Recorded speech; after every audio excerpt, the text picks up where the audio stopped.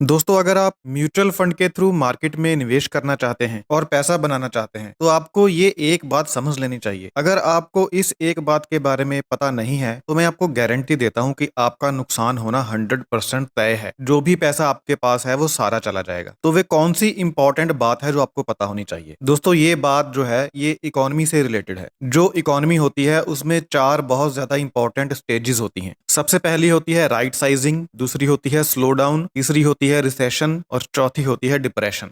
किसी भी देश की इकोनॉमी या वर्ल्ड इकोनॉमी कभी भी एक सीधी रेखा में ऊपर नहीं जाती है। इकोनॉमी हमेशा साइकिल्स में चलती है। कभी ये ऊपर जाएगी फिर नीचे आएगी। जब इकोनॉमी नीचे आती है तो चार स्टेजेस बन सकती हैं। पहली जो मैंने आपको बताया राइट साइजिंग, इसका मतलब ये है कि जो कंपनियां हैं वो छटनी कर सकती हैं, यानी कंपनी में से लोगों को निकाल सकती हैं। अगर लोगों को निकालने के बाद भी बात ना बने तो फिर इकोनॉमी में स्लो डाउन आ सकता है। अगर स्लो डाउन के बाद रिकवरी नहीं हुई तो रिसेशन आ सकता है, और अगर रिसेशन आने के बाद भी रिकवरी नहीं हुई तो फिर जो इकोनॉमी है वो डिप्रेशन में जा सकती है। इनमें से जो पहली तीन स्टेजेस होती हैं उनके बारे में हमें ज्यादा चिंता करने की जरूरत नहीं होती, क्योंकि इन तीनों स्थितियों में मार्केट ज्यादा से ज्यादा 1 साल या 2 साल से लेकर के 5 या 6 साल के लिए डाउन हो सकती है। तो अगर मार्केट 1-2 साल से लेकर 5-6 साल तक डाउन रहती है तो उसमें हमें कोई भी परेशानी नहीं होती, कोई भी प्रॉब्लम नहीं होती, क्योंकि अल्टीमेटली 5-6 साल के बाद रिकवरी हो जाएगी। और अगर हमने लगातार निवेश किया है उस डाउन पीरियड के दौरान तो हमें बहुत अच्छा प्रॉफिट होगा। जो डरने वाली बात होती है वो होती है डिप्रेशन। जब भी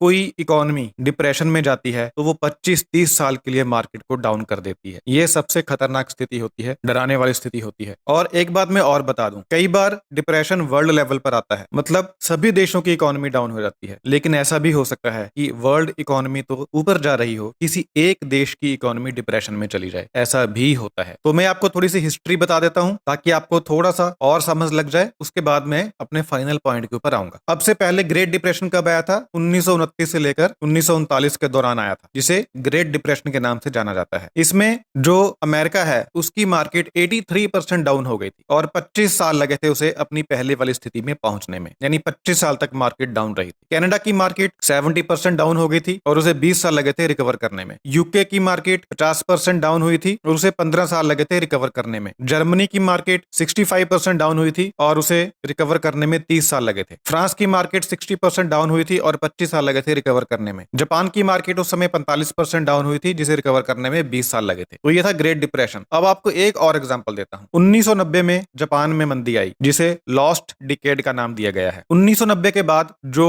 वर्ल्ड इकोनॉमी थी उसमें तो कोई प्रॉब्लम नहीं आई, वर्ल्ड इकोनॉमी तो बढ़ रही थी, भारत की मार्केट भी बढ़ रही थी, लेकिन जापान में डिप्रेशन आ गया था। 1990 में जापान की मार्केट ने टॉप लगाया था और उसके बाद जापान की मार्केट लगातार 13 साल तक गिरती रही और 80% तक नीचे चली गई थी, और वहां से इसे रिकवर करने में और 17 साल लगे और ये 2020 में अपने 1990 वाले लेवल के पास पहुंची, यानी इसे रिकवर करने में 30 साल लग गए। अब आप बोल रहे होंगे कि इससे हमें क्या लेना देना। दोस्तों, 1990 में जब जापान की मार्केट ने टॉप लगाया उस समय आप सोचिए जापान में क्या माहौल होगा। उस समय हर छोटा बड़ा इंसान स्टॉक मार्केट में इन्वेस्ट कर रहा होगा। इतनी ज्यादा तेजी थी ना वहां पर कि मैं क्या ही बताऊं आपको। और जिन्होंने 1990 में उस समय इन्वेस्ट किया होगा, क्या उनको पता होगा कि आने वाले 30 साल में मार्केट डाउन रहेगी और 30 सालों तक उनको कोई रिटर्न नहीं मिलेगी? आप जरा सोच कर देखिए। ये स्थिति किसी भी देश के साथ हो सकती है और कभी भी हो सकती है। चाइना का एग्जांपल ले लेते हैं। अब चाइना की मार्केट जो है वो नीचे जा रही है। अब कहां तक नीचे जाएगी ये हमें नहीं पता। हो सकता है स्लो डाउन हो जाए, उसके बाद रिसेशन आ जाए, डिप्रेशन में ना आ जाए।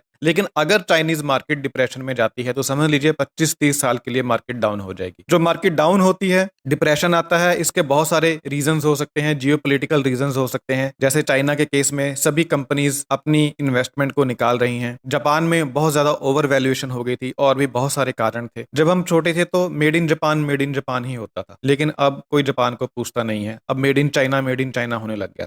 तो मेरे कहने का मतलब है आपको इस बात का ज्ञान होना चाहिए कि मार्केट्स अनप्रेडिक्टेबल होती हैं। किसी बड़े से बड़े माइके लाल को भी नहीं पता आने वाले समय में मार्केट कहां जाएगी और कितना जाएगी। इसलिए आपको जब भी इन्वेस्टमेंट करनी है इस हिसाब से करनी है कि अगर मार्केट 25-30 साल के लिए डाउन होती है तो आप फंसे नहीं, आपका पैसा डूबे नहीं। कुछ लोग आर्ग्यू करेंगे कि भारत में ऐसा कुछ भी होने वाला नहीं है। किसी को कुछ नहीं पता कब कहां लड़ाई लग जाए। इंडिया चाइना की अगर वॉर होगी तो फिर क्या हो जाएगा। इंसान भगवान नहीं है, वो प्रोडिक्ट नहीं कर सकता। इसलिए आपको अपने सभी अंडे एक बास्केट में नहीं डालने हैं। आपको अपनी पूरी कमाई एक साथ शेयर बाजार में नहीं लगानी है।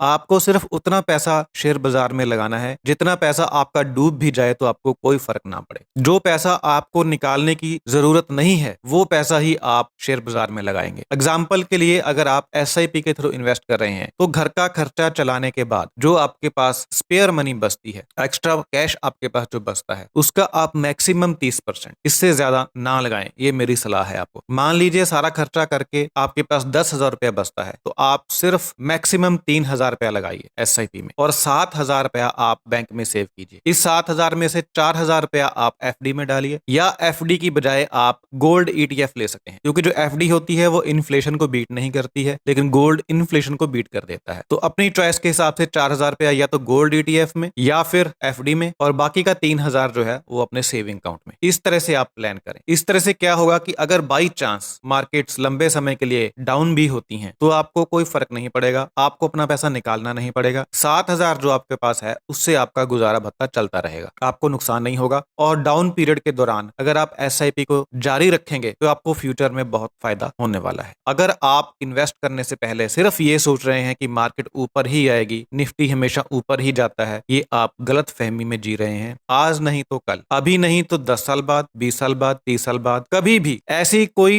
इकोनॉमिक मार्केट नहीं है जो कभी रिसेशन में, डिप्रेशन में जाती नहीं है। ऐसा नहीं होता है। भले ही उसे डिप्रेशन में जाने में लंबा समय लग जाए, टाइमिंग को कोई नहीं जान सकता, लेकिन आपको ये हमेशा ध्यान रखना है कि मार्केट्स डाउन होती हैं। तो इसलिए ऐसा ना हो कि आपको जो पैसा चाहिए था 5 साल बाद अपने बच्चे की हायर एजुकेशन के लिए, बेटी की शादी करने के लिए आपने सेविंग की थी, वो सारी सेविंग आपने लगा दी और उधर मार्केट 10 साल के लिए डाउन हो गई और उधर शादी का टाइम नजदीक आ गया, बच्चे की एडमिशन का टाइम आ गया और पैसा आपका 80% डाउन हो गया और वहां पर आपको अगर पैसा निकालना पड़ गया तो फिर तो नुकसान उठाना ही पड़ेगा आपको। इसलिए लालच में नहीं आना, सिर्फ एक्स्ट्रा पैसा ही मार्केट में लगाना। और अगर आपकी किस्मत अच्छी हुई और जिस तरह से इंडियन इकोनॉमी बढ़ रही है अगर ऐसी ही बढ़ती रही तो ये छोटा सा पैसा भी आपको बड़ा पैसा बना करके देगा। तो इसलिए घबराना नहीं है, मार्केट में उतार चढ़ाव होते ही होते हैं। अगर आप सही तरीके से चलेंगे तो आपको कभी कोई नुकसान नहीं होगा। Thank you so much.